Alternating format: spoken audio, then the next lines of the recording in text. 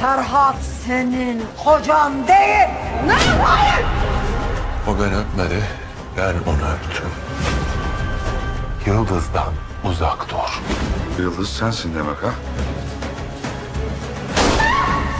Canıyla ödersin. Mavi heves. Bundan böyle bu masaya benim yerime vekilim olarak Akif Ağa başkanlık edecek. Cıvık Akif'i elimi öp. Здравствуйте, дорогие подписчики! Добро пожаловать на мой канал. Не забудьте подписаться на мой канал, чтобы получать уведомления о новых видео. Когда Серхат говорит Мелек, что хочет развода, мир Мелек рушится. Султан Ханем приходит ей на помощь и объясняет, что все это было подстроено ее матерью, Нергис Ханем. Она говорит, что до их разговора в ее комнате Серхат был полон решимости сделать ее счастливой и спасти ее брак, но после ухода матери Серхат вышел из комнаты с бледным лицом. Она спрашивает его, что случилось, но он не хочет ей рассказывать. Ашер не может радоваться окончанию кровной вражды и предъявляет претензии Зияну Аге. Когда Зиян Ага отвечает: «Я спас тебя, а теперь ты меня расспрашиваешь», Ашир сердито отвечает: «Конечно, я тебя расспрашиваю. Как ты мог отдать эти земли?» Когда Серхат по дороге рассказывает Акифу и Юсуфу о разводе с Мелек, Акиф говорит: «Если бы твое сердце не влюбилось в Йылдыз, ты бы не была такой смелой», и Серхат вспоминает моменты, проведенные с Йылдыз. Когда Йылдыз звонит своей тете Ниде и сообщает ей о разводе Серхата и Мелек, Нида подбадривает Йылдыз, говоря: «Тогда ты будешь его единственной женой», еще больше укрепляя ее надежды. Мелек тем временем идет к своей матери, Нергис Ханем, чтобы узнать о ситуации. Когда она спрашивает Нергис Ханем: «Ты сказала Серхату развестись со мной», Нергис Ханем подтверждает. Мелек говорит: «Ты однажды вмешалась в мою жизнь, ты разлучила меня с матерью, но на этот раз я этого не позволю». Когда Серхат и Акиф приходят на встречу с Тахиром Агой, Серхат говорит: «Вам нужно взять Урфу под свой контроль», и лицо Акифа омрачается, его поведение меняется, и Акиф странно на него смотрит. Затем, когда они собираются уходить, Акиф получает сообщение от Ниды, в котором она сообщает, что получила номер телефона, и никто об этом не знает. Акиф отвечает: «Я устал говорить об этом втайне. Если бы Серхат просто позволил нам, мы бы застрелили Ашира и обрели покой». Серхат спрашивает: «Ты получил плохие новости?» Твое лицо изменилось, но Акиф отвечает пренебрежительно. Когда госпожа Нергис звонит госпоже Султан и спрашивает, рассказала ли она Мелек, госпожа Султан отвечает: «Да, Мелек не разведется, не стоит беспокоиться». Но госпожа Нергис угрожает ей, говоря: «Даю тебе 2 часа. Либо ты сама скажешь Серхату, что Мелек и Йылдыз – сестры, либо я приду в особняк и скажу ему». В этот момент госпожа Султан бросает кофе, который принесла Йылдыз, ее лицо бледнеет, и она уходит в свою комнату. Ашира реагирует, говоря, что действия Зияна Аги приведут к катастрофе. Когда госпожа Султан звонит госпоже Мерием и рассказывает ей о словах госпожи Нергис, она тоже роняет стакан. Затем она говорит госпоже Мерием: «Ты разберешься с этим делом». Через 2 часа они улетают в Стамбул. Прежде чем они сядут в самолет, ты сломаешь крыло этого самолета. Ты же говорила обо мне, не так ли? Разберись и с этим. Госпожа Мерием тут же звонит кому-то и просит его прийти. Серхат получает известие, что Мелек вернулась в особняк, а их матери уехали в аэропорт. Затем он получает сообщение от Мелек: «Я знаю, что ты разговаривала с моей матерью. Я жду тебя в особняке, чтобы закончить наш разговор и разорвать документы о разводе». Как только Мелек прибывает в особняк, Йылдыз подходит к ней и отпускает саркастические замечания, на что Мелек отвечает. Затем, когда Нургуль говорит Йылдыз, что Серхат собирается с ней развестись, Йылдыз отказывается ей верить. Когда семья Нергис уезжает, другая машина останавливается, и их автомобиль падает с обрыва. Затем люди в другой машине останавливаются, выходят и звонят Мерием, сообщая ей, что дело сделано. Севди подходит к Мелек, глубоко опечаленная. Она говорит Мелек, что ей предстоят очень тяжелые дни, но все пройдет. Мелек говорит, что слишком много кричала на мать и хочет позвонить себе, чтобы извиниться, но не может до нее дозвониться. Севди говорит, что тоже не может до нее дозвониться, но тут появляется Серхат. Мелек тут же обнимает его, говоря, что ничего подписывать не будет, все будет хорошо. Все смотрят на Мелек с грустью, спрашивая, что происходит. Затем Серхат говорит: «Ваша мать и отец попали в дорожно-транспортное происшествие, по данным жандармерии, они уже погибли». Мелек, прикрывая рот рукой, говорит: «Нет, наверное, разрядилась батарея. Мне нужно пойти и загладить свою вину», и впадает в шок. Когда она садится в машину и начинает ехать в отель, Серхат обнимает ее, говоря: «Наши соболезнования», отчего Мелек разражается слезами и падает на землю. Серхат обнимает Мелек, отводит ее в номер, укладывает на кровать и утешает. Проходит неделя, но слезы Мелек не прекращаются. Она смотрит на фотографии родителей, вспоминает, как кричала на них во время их последней встречи и, плача, извиняется. Севди приходит утешить ее, обнимает, и когда приходит Серхат, Севди оставляет их одних. Серхат говорит: «Подумай о своей матери, она бы очень расстроилась, увидев тебя в таком состоянии». Севди идет к Султан Ханем и угрожает ей, говоря: «Если ты за этим стоишь, горе тебе». Султан Ханем отвечает: «Ты действительно сумасшедшая. Иди занимайся своими делами».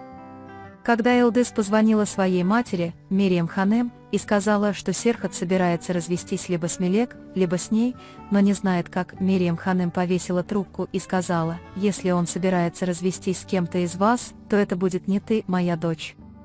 Юсуф подходит к Серхату и говорит, что, возможно, авария на самом деле не была случайностью и были обнаружены следы другого автомобиля. В особняке Кардагли-Ашир также упоминает возможность того, что этот инцидент не был случайностью. Когда Хачик настаивает на том, чтобы принести что-нибудь поесть для Мелек, Мелек говорит, что запах слишком сильный и вызывает у нее тошноту. Хачик убеждает ее выйти из комнаты, говоря: «Ты, должно быть, простудилась, давай вместе заварим липовый чай». Когда Мелек приходит на кухню, ее родители готовят халву, и когда они предлагают ее ей, Мелек чувствует тошноту и убегает в ванную. Когда Серхат отвозит Елдыс в школу, он спрашивает ее: «Ты не смотрела на меня с момента аварии, ты что-нибудь об этом знаешь?» Елдыс придумывает отговорку, выходит из машины и идет в учебный центр. Затем, когда Елдыс входит, к ней подходит ее учитель, влюбленный в нее, и пытается заговорить, но Елдыс говорит: «У меня и так достаточно проблем, не добавляй к ним еще и тебя», и уходит. Следующий за ней Серхат видит это и подходит к учителю, чтобы узнать, кто он. Когда учитель спрашивает: «Вы двоюродный брат Елдыс?», Серхат никак не реагирует. Учитель, не зная, что Серхат это Серхат, говорит: «Эту девушку выдали замуж за человека по имени Серхат, которого она не любит. Она постоянно грустит, но я ее люблю». Наконец, когда Серхат протягивает руку, чтобы представиться, он представляется, пожимает руку учителю и причиняет ему боль. Ашир встречает Хикрана на рынке, и, подвозя ее, Акиф замечает их и ворчит. Елдерем, сын старого друга Зияна Аги, возвращается в Урфу из-за границы. Он приходит в учебный центр, который посещает Елдыс, и они случайно встречаются там. Елдыс перечисляет то, что ее не устраивает в учебном центре. Когда директор подходит и говорит: «Добро пожаловать, господин Елдерем», Елдыс понимает, что разговаривала именно с господином Елдеремом и чувствует себя неловко. Когда они спрашивают о господине Митине, директор говорит, что его сегодня нет. Когда Елдыс говорит: «Он был здесь, я его видела», директор отвечает: «Он встречался с господином Серхатом». Когда Елдыс опаздывает на урок, директор рассказывает ей, как Серхат Бей запугивал ее. Мирьем звонит Мелек и угрожает ей, требуя покинуть Урфу. Когда Аши приводит Хикрана показать ей птиц, потому что сказала, что во всей Урфе нет голубей, Хичран много смеется, говоря: «Я говорю о тех, которых едят, и они весело проводят время вместе». Акиф наблюдает за этими моментами и снимает их на свою камеру.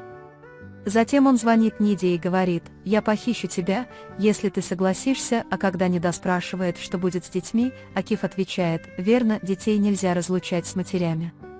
Акиф говорит: «Я доставлю Аширу столько хлопот, что он не сможет увидеть никого из нас». Хичран и Ашир идут на птичий аукцион. Хикрану очень понравилась одна птица, поэтому Ашир выкупил ее на аукционе и купил в подарок. Когда Хикрана взяла птицу и вышла на улицу, она взяла ее в руку и выпустила в воздух. Пока Зия-Нага и Ашир-Серхат разговаривали, в особняк прибыл Мелек и, узнав о случившемся, ворвался в комнату, подумав, как раз вовремя. Мне нужно было ей кое-что сказать. Мелек воскликнул: «Какие бесстыжие! Что вы здесь делаете?» Серхат спросил, что случилось, Мелек. Мелек ответил: «Твоя жена позвонила мне и угрожала, сказав, что убила моих мать и отца». Серхат спросил: «Это правда, Зия-Нага?» Зия-Нага отрицал это, сказав: «Нет, это неправда. Она ничего бы не сделала без моего разрешения». Уходя, Мелек сказал Серхату: «Серхат, сделай что-нибудь, они уходят».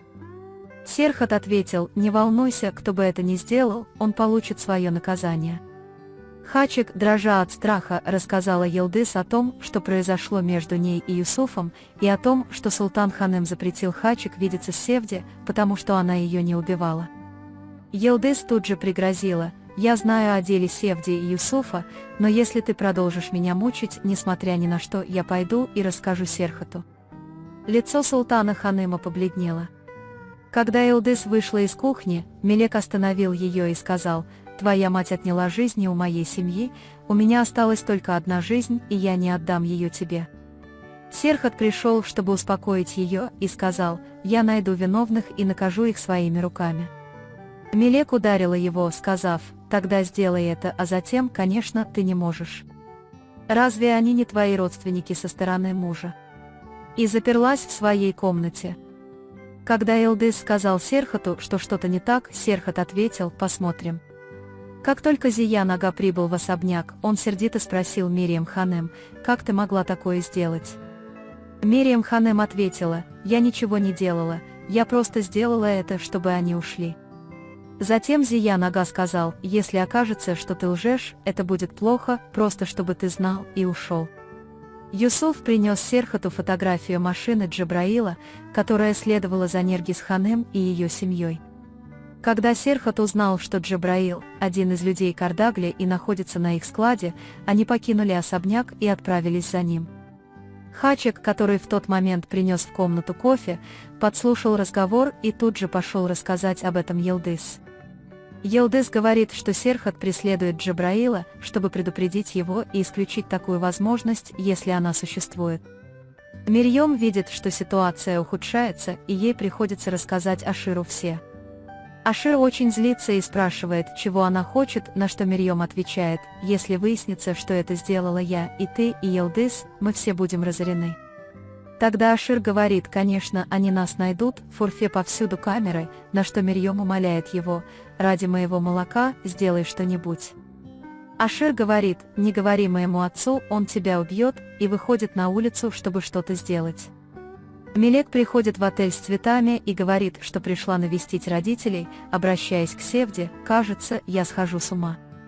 Когда Севди говорит: «Мелек, больше не грусти, если ты будешь грустить, то и ребенок в твоей утробе будет грустить», Мелек спрашивает: «Ты знала?» Севди отвечает: «Я знала уже давно, я ждала, пока ты помешь». Мелек говорит: «Я не хочу воспитывать своего ребенка здесь, я буду воспитывать его здоровым в Стамбуле, я вернусь туда», что, естественно, расстраивает Севди. Серхат и его люди совершают налет на склад Кардагли. Серхат расспрашивает Джабраила о том, почему тот убил этих людей и кто отдал приказ, но когда Джабраил молчит, он стреляет ему в ногу и спрашивает, кто отдал приказ, как раз в тот момент, когда прибывает Ашир. Когда Джабраил говорит: «Я тебе скажу, босс», «Хорошо», Ашир отвечает: «Ну же, я пришел помочь, говори, Джабраил», и Джабраил объясняет: «Моя проблема была с Зеки и людьми в его машине, я их не знал, это был вопрос долга». Ашир звонит ему чуть позже и рассказывает о случившемся, убеждая Джабраила сделать так, как он говорит. Когда Серхат не верит ему и давит на Джабраила, Ашир достает пистолет и убивает его. Когда Серхат спрашивает Ашира: «Что ты наделал, ублюдок?», Ашир отвечает: «Если человек на моем складе совершает что-то плохое, он знает, что наказание – смерть». Серхат бьет Ашира кулаком, и Ашир отвечает тем же. Когда люди Серхата начинают злиться, Серхат говорит им держаться подальше. Ашир и Серхат долго дерутся, затем Акиф разнимает их, говоря «довольно». Мелек, держа в руках тест на беременность, вспоминает слова Мэриам Ханем: «Если ты не хочешь, чтобы твой конец был таким же, как у твоей матери, уходи из Урфы». Серхат и Акиф идут выпивать. Серхат говорит: «Он ушел, я звонил ему, он не ответил, прислал только одно сообщение: до свидания». Когда Акиф говорит: «Если бы ты любил Мелек, тебя бы здесь не было, ты был бы с ней», Серхат отвечает: «Брат, не делай этого». Тогда Акиф говорит: «Думаю, тебе следует подумать сегодня вечером, положить руку на сердце и назвать первое имя, которое придет тебе в голову.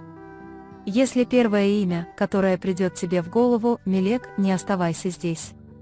Когда Мелек уезжает на такси, госпожа Султан останавливает ее и говорит: «Ты можешь уехать, но ты не сможешь взять Елдуран в свою утробу никуда». Когда Мелек спрашивает, откуда она это узнала, она вспоминает, как Севди велела Султан остановить ее. Мелек догадывается: «Моя мать тебе говорила, не так ли?» и говорит: «Это место опасно для воспитания ребенка». Госпожа Султан отвечает: «Стамбул тоже опасен. Я могу защитить тебя здесь, но в Стамбуле будет не так». Когда Мелек упоминает Елдыз, госпожа Султан говорит: «Когда кровная вражда закончится, Серхат разведется с Елдыз и выгонит ее из особняка. Серхат видел только тебя и не увидит. Не делай этого, давай вернемся в комнату твоего мужа, устроимся и ляжем на кровать». Акиф говорит Серхату: «Не убегай от своей судьбы, в конце концов, Елдыз действительно станет твоей женой». Зиян Ага узнает, что Джабраил был убит Аширом и что Мириам Ханем убила Нергис Ханем. Он приходит к Мириам Ханем, говоря, что она знала то, чего не должна была знать. Затем, когда Зиян Ага хватает ее за горло, требуя сказать правду, чтобы он не задушил ее, Мириам Ханем говорит: «Мелек, твоя дочь». Елдыз боится, что Серхат разведется с ней, но, собравшись с духом, идет к нему в комнату, чтобы поговорить. Тем временем Серхат, лежа на полу, рассматривает соглашение о разводе с Мелек, когда внезапно в комнату врывается Елдыз. Увидев Серхата обнаженным, она пытается уйти, но Серхат впускает ее. Заметив, что Серхат и его брат ссорятся, Елдыз пытается их перевязать, и их взгляды встречаются. В этот момент в особняк прибывают Мелек и Султан Ханем. Мелек убеждена и говорит, что останется и родит ребенка здесь, но Султан Ханем требует, чтобы она принесла клятву. Вместе они идут в комнату Серхата, чтобы сообщить ему радостную новость. Когда Серхат спрашивает Елдыз, почему она убегает от него, Елдыз спрашивает, собирается ли он с ней развестись. Когда Елдыз уже собиралась уходить, Серхат притянул ее к себе. В тот момент, когда Серхат и Елдыз уже собирались поцеловаться, и Серхат даже целовал Елдыз в шею, Елдыз увидела у двери Мелек и Султана Ханема. Мелек и Султан Ханем были очень разочарованы. На этом завершается еще один анализ. Вы можете поделиться своим ценным мнением в комментариях. Не забудьте подписаться и включить уведомления, чтобы получать больше видео. Увидимся в следующем видео. Берегите себя. До свидания.